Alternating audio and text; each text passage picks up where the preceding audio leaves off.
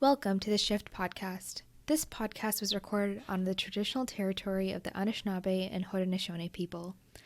The creators of this podcast recognize that we are all treaty people and we accept our collective responsibility to each other and to reconciliation as we work towards an equitable, inclusive, and accessible campus for all.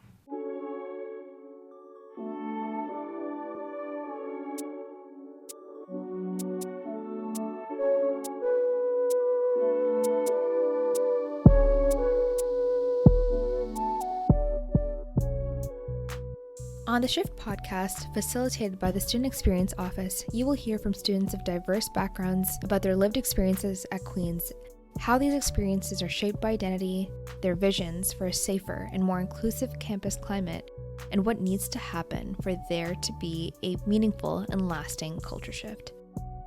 I think a common theme amongst many POC is there's this burden that we always have to be the ones to advocate. In their eyes, what I do and how I perform will then impact how they view all Latinos and all Latinas. But I think realizing that, sometimes people aren't going to be pleased, but you have to do what's best for you. Listeners will also learn about resources that exist for equity-deserving students at Queen's and hear tips for where to find community and support. This podcast is part of the Queen's Shift Project, a collection of initiatives aimed at creating a safer and more inclusive campus culture for all students.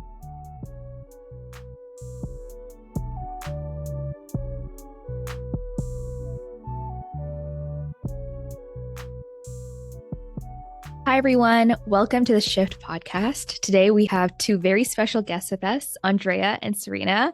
And so I'm going to pass it off to them to introduce themselves. Hi, everyone. My name is Serena. I use she, her pronouns, and I'm in my third year of the Life Sciences program here at Queen's. Hi, everyone. My name's Andrea. I use she, her pronouns, and I'm a third year and a psych major. Mm-hmm. So we all study at Queen's, and what I found is that everybody comes to Kingston for very, very different reasons. Let's talk a little bit about why we chose Queen's. All right. I will say I was originally put off from coming to such a predominantly white institution, especially after that first open house and tour that I did.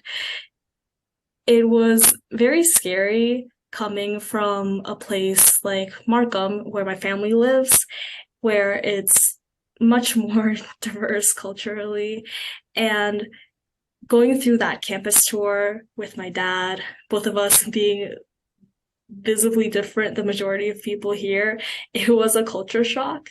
And I almost decided to just completely not apply. Fortunately, I did. After a while, I came around to it because of how appealing the psych program was to me. And yeah, I decided to come here. Interesting. Serena, how does your experience compare to that?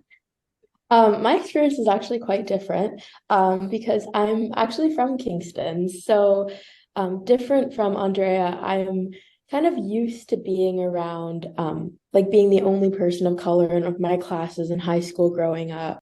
And so when I went to the Queen's open house and, I did feel kind of out of place, but it wasn't really a feeling that was new to me because I'm very much used to it being from Kingston. And to be honest, the reason I did choose Queen's, when I was in 12th grade, it was right when the pandemic hit, March 2020, and I was debating heavily between McMaster and Queen's. And ultimately, the reason I picked Queen's was because I was really interested in their life sciences program. I knew people who came out of it and they got, they had really good opportunities and jobs. And B, like I said, it was the height of the pandemic. The world was in chaos. There was so much uncertainty. And I just thought staying close to home was kind of the right move for me at the time. Mm-hmm. So when you felt out of place, it was more so just you being a potential first year in a new environment more so than feeling different. That's really interesting. Andre, can you speak a little bit more? I guess now that you are at Queen's, has your experience been different? Do you feel like it's Markham at all? Interestingly enough, I without actively seeking to, I did end up finding a lot of people that had similar backgrounds to me, not in terms of nationality, because I'm Peruvian and there's not a lot of us here at all, but in terms of experiences of coming from more diverse communities and then coming here, or having immigrant parents. While our experiences weren't exactly the same, we had enough commonalities that once we were all here together, we just ended up finding each other, and it did seem a lot better. The funny part, though, is that once I decided to come here before first year, I had no idea that this was going to be the case. Like grade 12 me or first year me would not have known that this was going to happen, but I am glad it did. Serena, how do you feel about your experience at Queen's so far? I think my experience at Queen's it's changed very much over the years. I kind of rule out first year when I talk about my experience because it was online, I wasn't really interacting with that many people. All my classes were asynchronous, so I don't really think first year is kind of like my outlier year. But in terms of second and third year, I think second year was when I personally was like really struggling with my identity and fitting in at Queen's. Because although, like I said, I'm from Kingston, I'm, used to being the only person of color in my high school classrooms, in elementary school. I feel like being in a classroom of, going from being in a classroom of like, 30 people to being in a classroom of 300 people and, maybe spotting a handful of people of color in your classroom, it can be a bit jarring at times. And in second year, I really did struggle a lot with, my identity and just even just being proud of my identity and not trying to fit in or hide in the shadows was really difficult for me. And at the time I wasn't super aware of all the resources on campus and how to connect myself with other people, so I felt like that was really difficult for me. But fast forward a year, I still do feel that way at times, but I have found like communities and groups that I feel comfortable with, where I no longer feel like I kind of have to hide in the shadows, if you will, because I'm surrounded by these like-minded people, and other like women of color, people of color, and like Andrea was saying, they may not be, they may not have my exact lived experiences, but I think just having the lived experience as a person of color at a predominantly white institution is so like validating as another woman of color, because I can talk about things that happen with them that if I talk about with my other friends, they just kind of they try to be supportive, but they don't quite understand what I'm getting at or what I'm talking about. So yeah. I totally agree with a lot of what you've been saying, Serena. I can relate. I've also felt those ups and downs, the downs mostly being experiencing microaggressions for the first time in a while because of just not leaving my house because of the pandemic, and kind of forgetting how that can constantly affect you.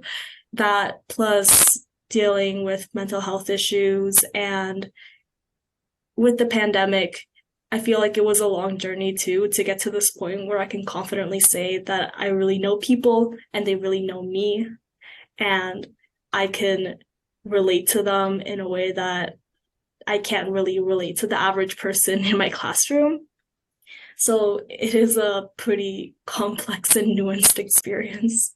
Yeah, I was thinking it's really interesting that you both come from such different environments, but all in all, you've had a pretty similar experience in the fact that, like, once you've found your people, so to say, you were able to feel more confident in your identity and feel more supported at Queens. And it's mostly because Queens is growing its diversity for the most part.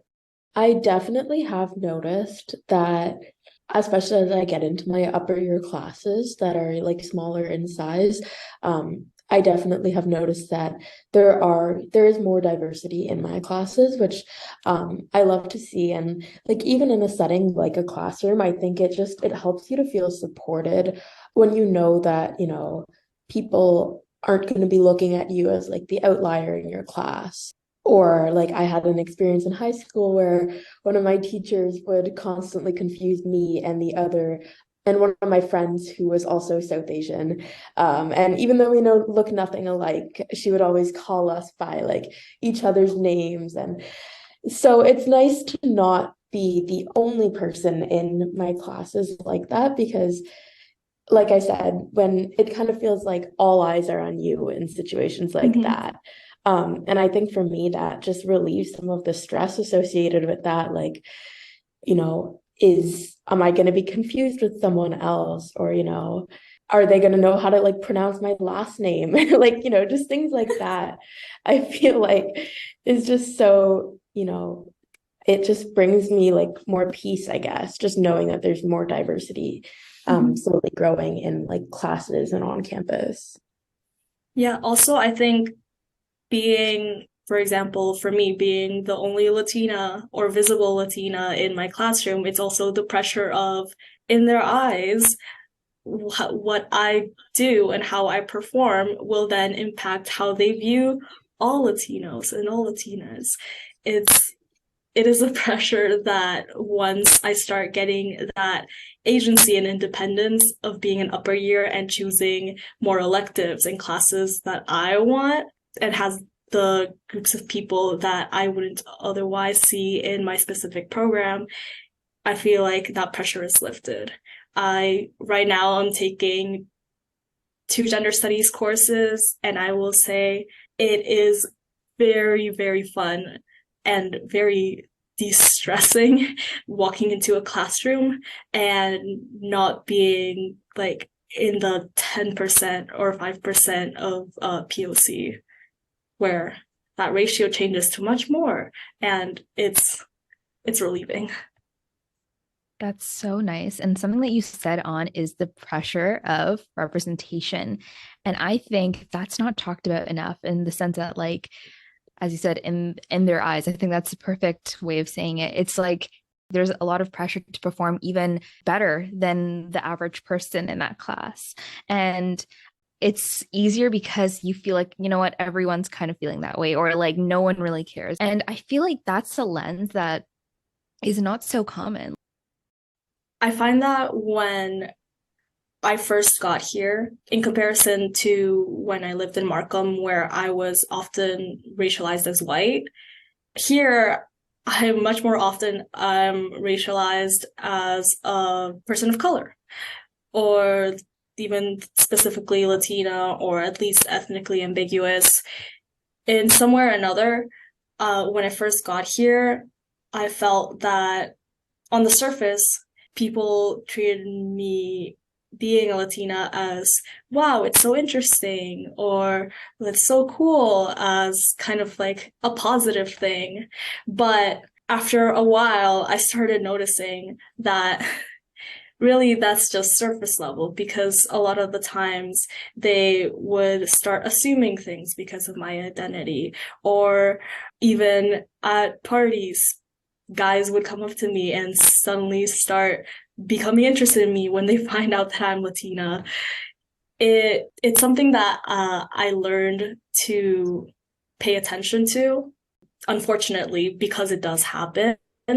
But I do think it's interesting too, because I did have the privilege beforehand, before university, to be able to be white passing and not have to experience that. Whereas my family members who aren't as white passing have always had to deal with this. And now I can look back and reflect and continue on knowing that these things do happen. That's really interesting that you say that. It's almost as if your experience and how you view yourself changed depending on your environment. Is that true? Yeah, 100%. Before, especially being an immigrant, my identity as Latina was very confusing to me. I didn't know if I was Latina enough, or me being Latina was something that I should really tone down. It also sometimes didn't come up because people would not really see me as, like I said, as a person of color sometimes. Now, here, it forced me to confront that part of myself, but then also it gave me a chance to actually find that identity in myself and become more proud and sure of it. Serena, I'm wondering, is it the reverse for you where you're used to being the only person of color, but now because you see more, does it impact how you see yourself in any way, or does it only strengthen your identity? That's a great question. And to be honest, it's one that I'm still kind of working on reflecting on. So like I said in high school, elementary school, I think there were maybe like a handful of POC in all my classes. And I just found that very difficult because that was, like during my formative years when I'm kind of learning, how the world works, how to make decisions and opinions for myself. And to not have many people who can relate to me was difficult, and like to have to, always kind of explain myself and, combat stereotypes and just things like that. It was difficult being, a teenager. I think now my identity is definitely, it feels strengthened. Just being around people who get it, they've faced the same microaggressions that you've faced. They've, had to climb similar battles or similar mountains.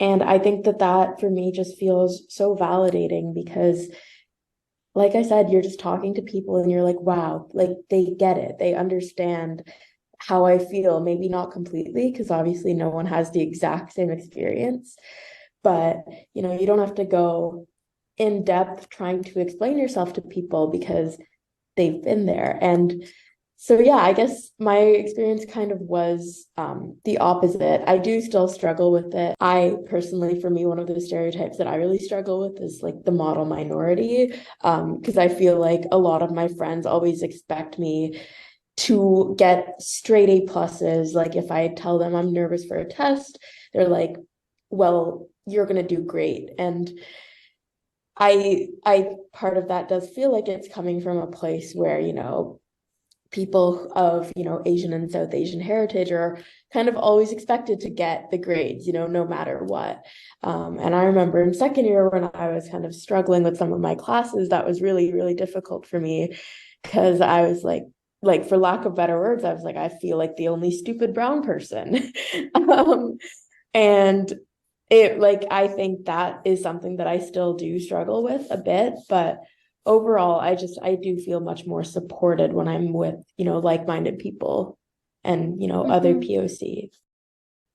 How do these psychological pressures, I guess, impact how you approach different experiences or how you approach school? Yeah, I can touch on that a bit. I just feel like, again, I think I struggled with it more last year, being, my first real year at university.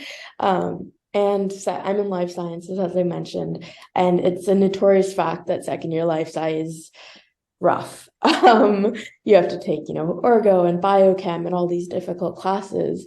And to be honest, I hadn't really struggled with school before second year. And I remember getting my first biochem test grade back, and it was not a great grade.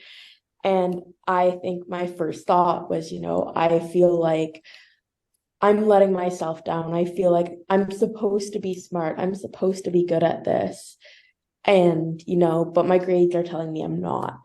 Um, and I think I struggled with that and like that part of my identity for so long because of this myth, it's expected that I be smart. I don't, that I shouldn't have to try to be smart, it should just come naturally.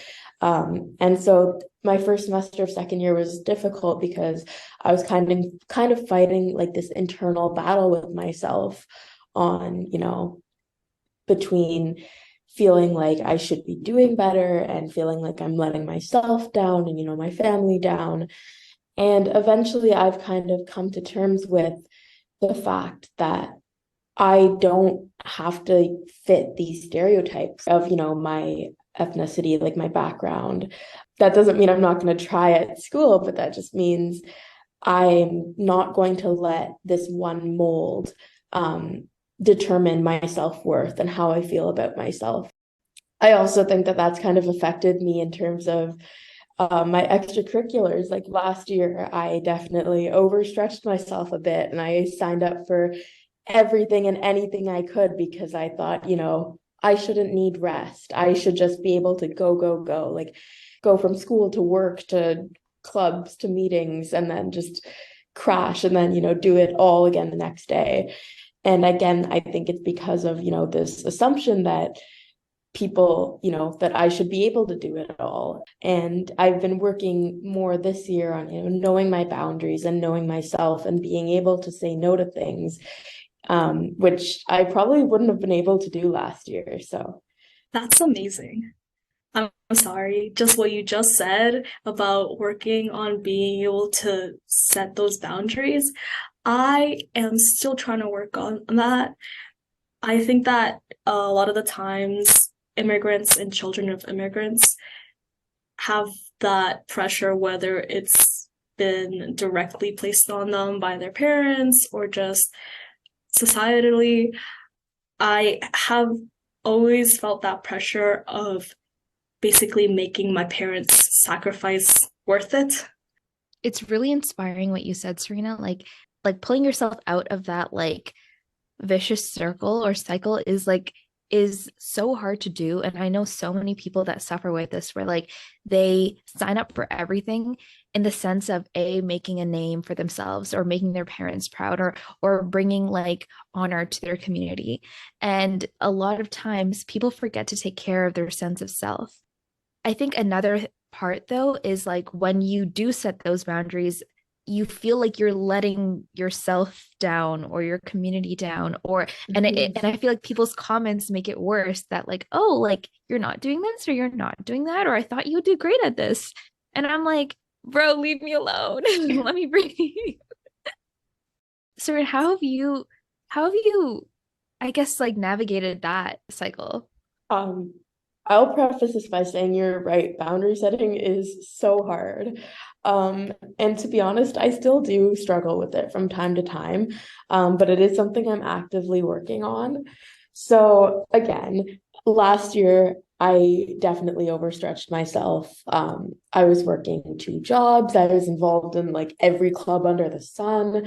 I volunteered like quite like too much for a person to handle. And like I said, I just had a hard time saying no to things. People would ask me if I could meet when, if I wasn't feeling well or, if I just wasn't feeling like it. And I would just say, okay, Serena, you have to suck it up. You have to do it. You have to like please these other people. And at the same time, as I was, stretching myself so thin, I was burning out so fast. And I think this year I have, funnily enough, I've gotten really into like journaling because I feel like I have a lot of thoughts that I like to reflect on. And one of the things that I did do, going into third year was kind of reflect on my second year and, what went well and what didn't. And one thing that I, through a lot of reflection, I realized, okay, you were involved in too much. You didn't enjoy everything you were doing. You sacrificed yourself so you could please others. Like that's got to stop. And so, one thing for me I do is I have a boundary with, everyone I'm, on a team or, work with, that I don't reply to texts or emails after 9 p.m. That is like my personal time. And I think a big part of my boundary setting is this year I've surrounded myself with people and with clubs and, just everyone I'm surrounded with are super accommodating and super understanding. And I've surrounded myself with these type of people for a reason because I feel comfortable enough that I can set these boundaries, and they will understand and respect my boundaries. So, Andrea or Serena, in your journey of, I guess, like taking care of yourself and putting yourself first before these pressures, have there been any like resources or events or communities that you found have spoken to you and helped you through this journey? Yeah, I mean, throughout my university career, and I will say again, I am in third year. Throughout my university career, I've probably burnt out around 4 or 5 times. And I, as a psych major, constantly learned, I should probably take care of myself and my mental health a lot more. And throughout all of these times, I've reached out to student wellness. That's always helped a lot to get physical and psychological help and support. But other than that, I think the activities and extracurriculars and all of that, even that I was choosing to go into, they were for other people. In my head, when I was choosing them, it was to choose what sounded good or what would make my parents more proud, even if they weren't directly asking me to do that. And when I started putting myself first and going into diversity or inclusivity groups, like even the psychology EDI committee, choosing that also helped. It helped me put myself and my identity first before this kind of obsession that I had to keep up with the pressure. For me, I joined a club at Queens called the Queens Women of Color Collective, and it's just a group of women of color who kind of work together to like bring more awareness to, issues and struggles that we face. And like, even if it's just going to a club meeting for that, like not even talking about the work we do, but even if it's just going to a club meeting and, before the meeting starts, just getting to chat with other people in the club, it's like, oh my God, like I feel so seen and so supported by this group of people. And I think that that's just like a wonderful thing to be involved with and to have. Like Andrea mentioned, I think I've also become very comfortable in both like sharing about my mental health journey and just knowing when it's time to like get help. I guess, as you can probably tell, I'm very big on mental health awareness and advocacy. And I'm on jack.org this year. And I am actually like the intersectionality coordinator for my umbrella.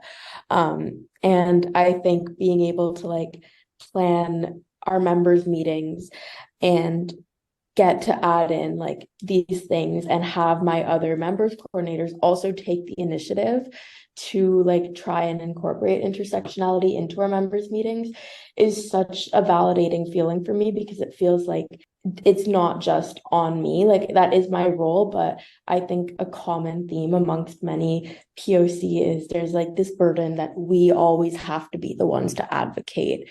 We have to be the ones to break down the stigma. We have to be the ones to bring awareness to this. But I think being around communities where everyone is trying their best to be an advocate and to, erase stigma and to incorporate different intersections into like content and just conversations is just so important. And I think it also helps take away some of, the burnout that can be associated with, this type of work, because obviously it's very easy to burn out when you're having these, difficult conversations, and it's kind of part of your identity. It's not something you can leave behind per se. So I was actually just going to say that it's a small world, because last year I was the intersectionality coordinator for the events branch.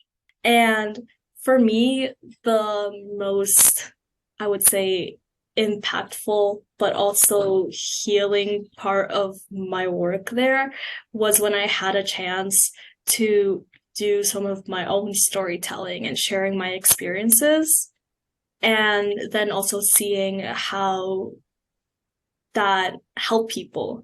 I would get feedback, and that was honestly my favorite part of it. It was such a great experience to be able to share your experience and then hear back from people that it helped them feel less alone. Wow. No, it's great how you said it's a small world, but also I think it shows like both of your commitments to like actually putting yourself first, right?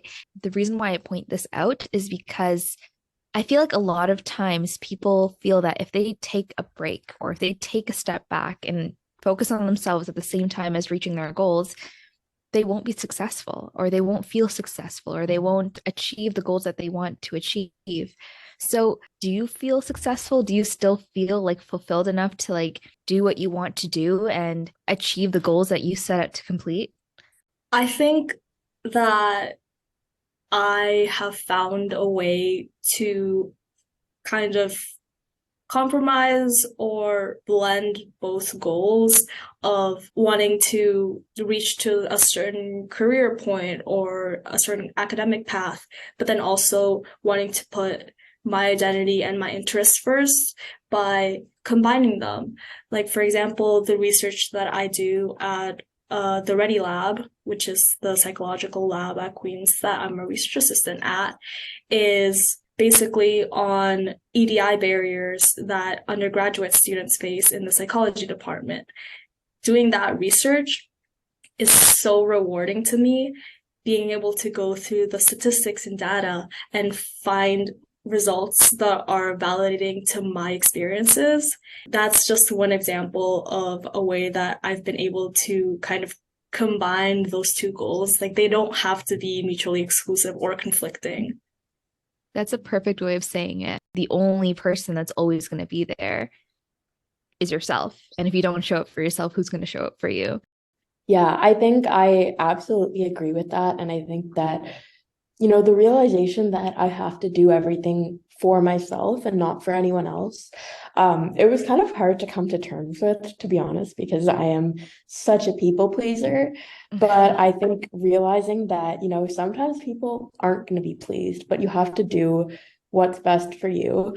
And I think just knowing that, taking an alternative route, it doesn't mean that, I don't deserve to be where I am. It doesn't mean I don't deserve to have success in, my career goals. I know in first year, I felt like I was not the like proper science student, because like my interests weren't always just like going to med school, which is what almost everyone in my program wants to do.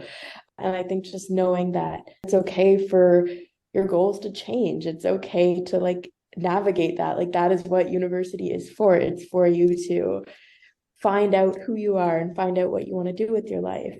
There are some days where I feel such immense imposter syndrome being in, whether it's in the lab I work in or, just in classes or, taking on like larger roles with clubs.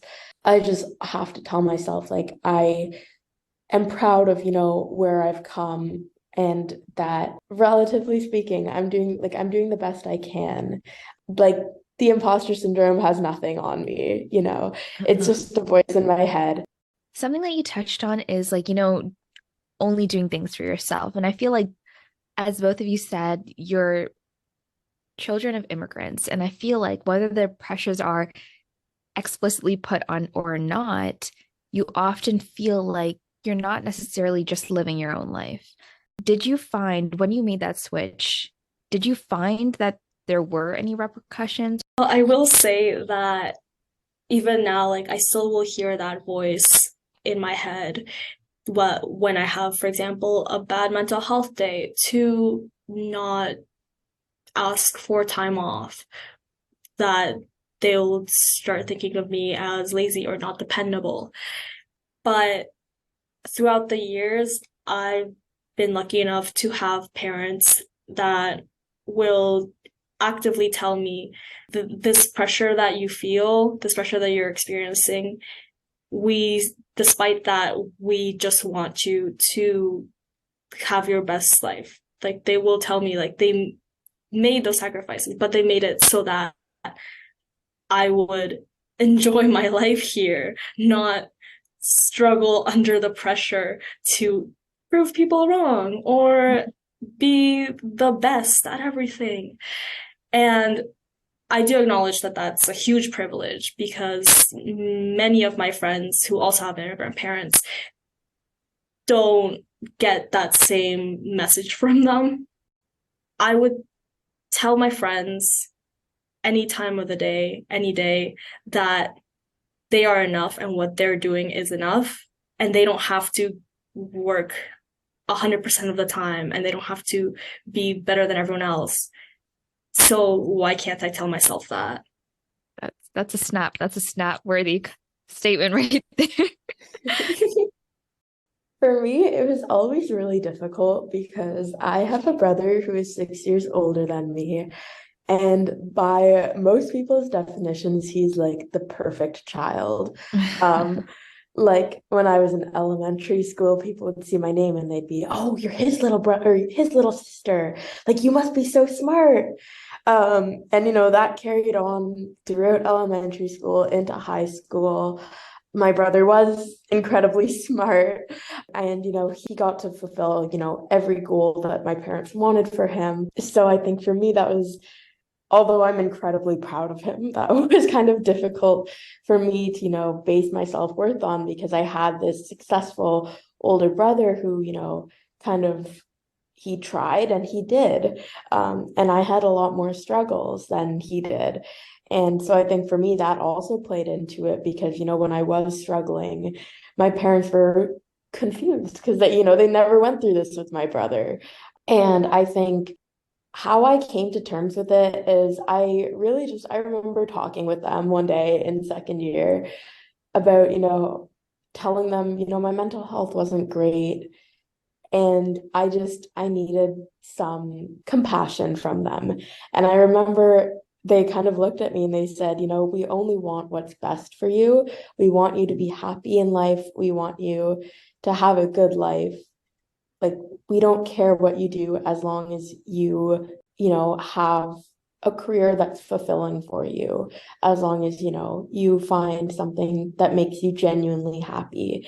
And I think having that conversation for me was just so eye-opening, because I always assumed they wanted me to go down the same path my brother did, go to med school, become a doctor. And here I was having this conversation with them and they were like, "You don't have to do that."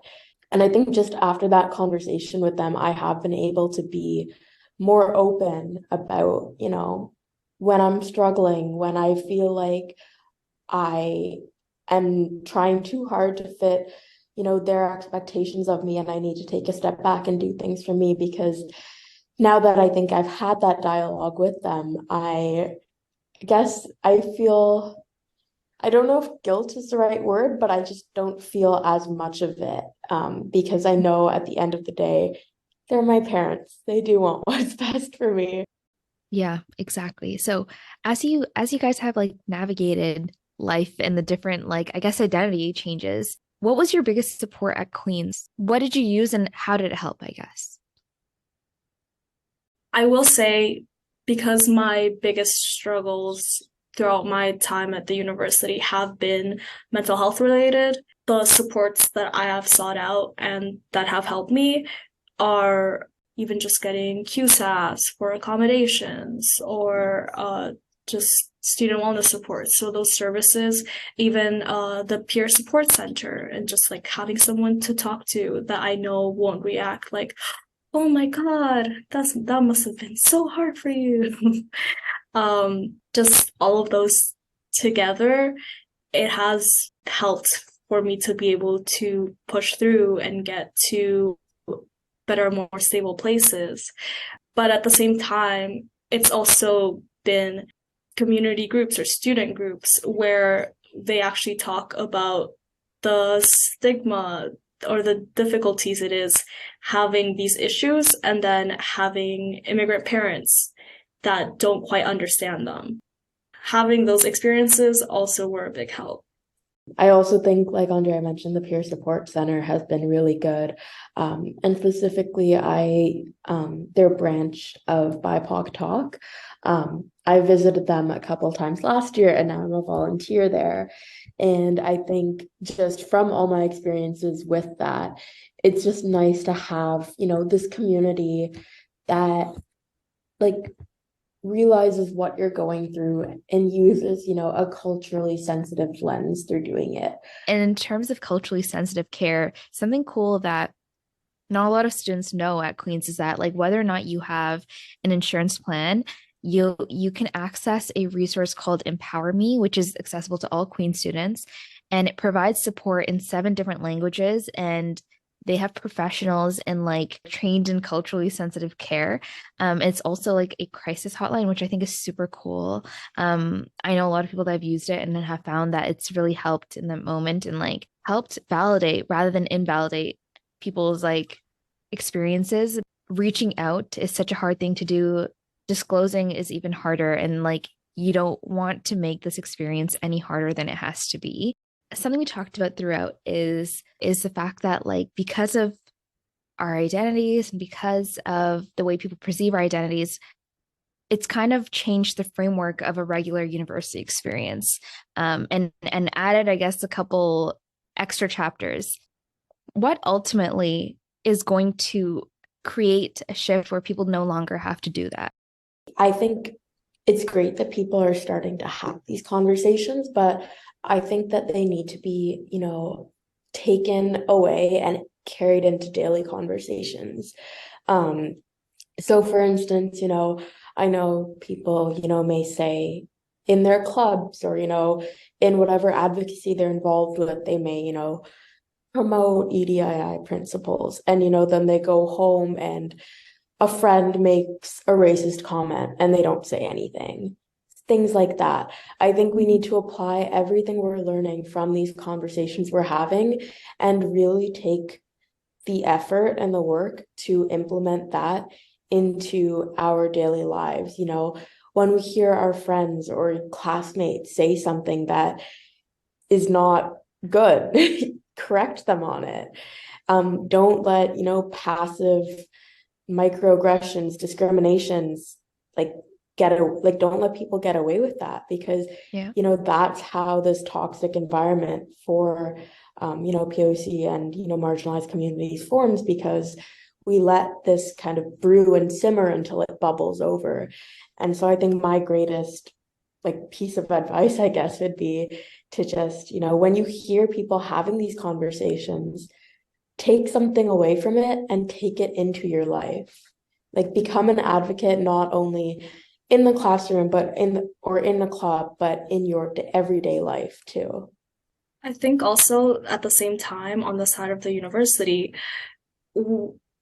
I see these statements and these core values that the university tries to uphold, but at the same time, it's hard to see those actually taking place when, for example, our curriculums don't also uphold those same values and, for example, emphasize certain experiences when they are relevant. I think a lot of the educational experience, I guess, is really dictated on who your professor is and what they choose to teach. And I think there needs to be a more collective like understanding of what are we going to teach? What does this new generation need to learn to be successful, but also just to be better humans than before. So for people that are approaching Queens or thinking of Queens for as a school and coming from similar like backgrounds as you or similar experiences, what is one piece of advice or something that you wish they should know? Something that I've been thinking about, especially because I have a younger cousin who is about to go into a predominantly white institution, is that things aren't always easy and they won't always be easy. As someone that I really care about, I want to be able to tell her that it'll all be okay and like super easy transition. but there are difficulties. But it is possible to go through, and it can be eased by, for example, finding your people, proactively going out and finding the resources, services, or spaces that will help you feel more at home.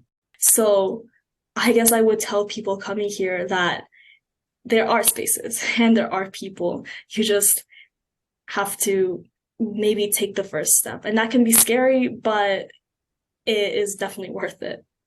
I just think jumping onto that, in terms of like something I wish I could tell, my past self going into first year at Queen's is that not to like it's scary, but not to be afraid to just be yourself, which sounds so incredibly cliche.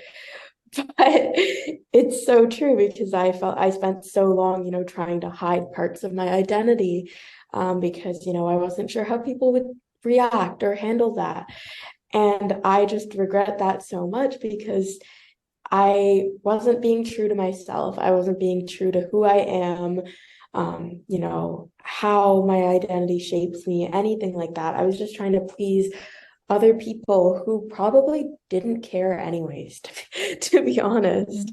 So I think that's one piece of advice that I would tell anyone going into first year is to not hide these parts of yourself that are what make you unique. It's what makes your story interesting. It's what makes you different from everyone. And I think that's honestly just such a beautiful thing.